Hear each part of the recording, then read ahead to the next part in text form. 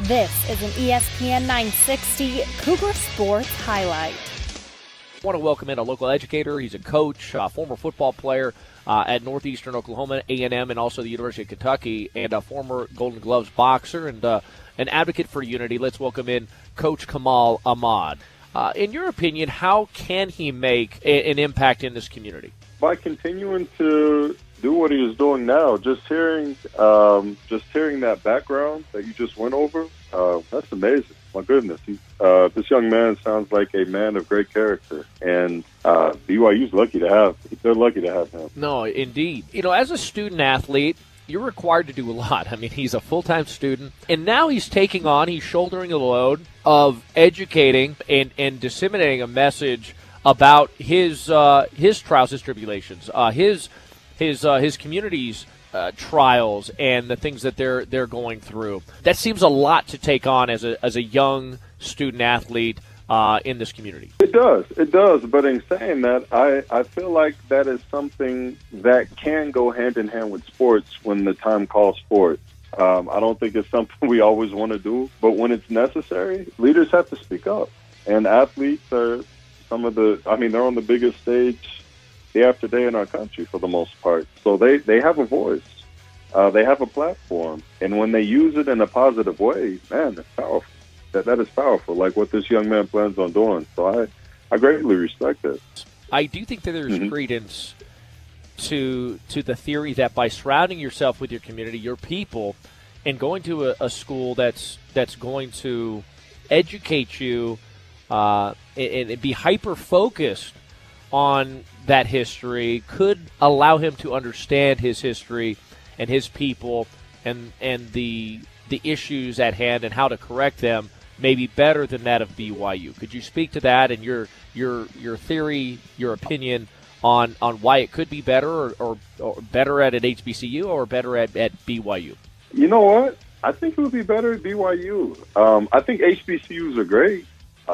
I wanted to attend one out of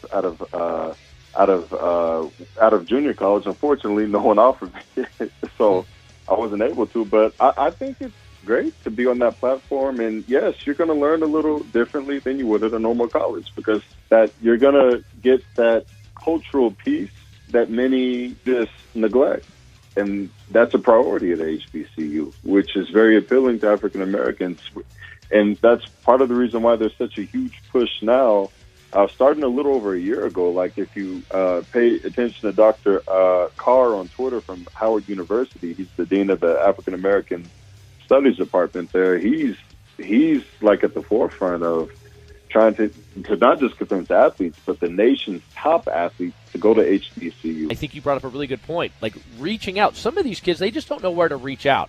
And if BYU and the community they don't have resources or they haven't addressed these things, then, I just want to get people connected. So I would like to at least broach that subject with you. And, should there be some sort of a collective community type of an event or something where these young men can have greater mentors within the state, within their communities that look and can look like them and are a part of their culture, whereas we are not a part of that culture.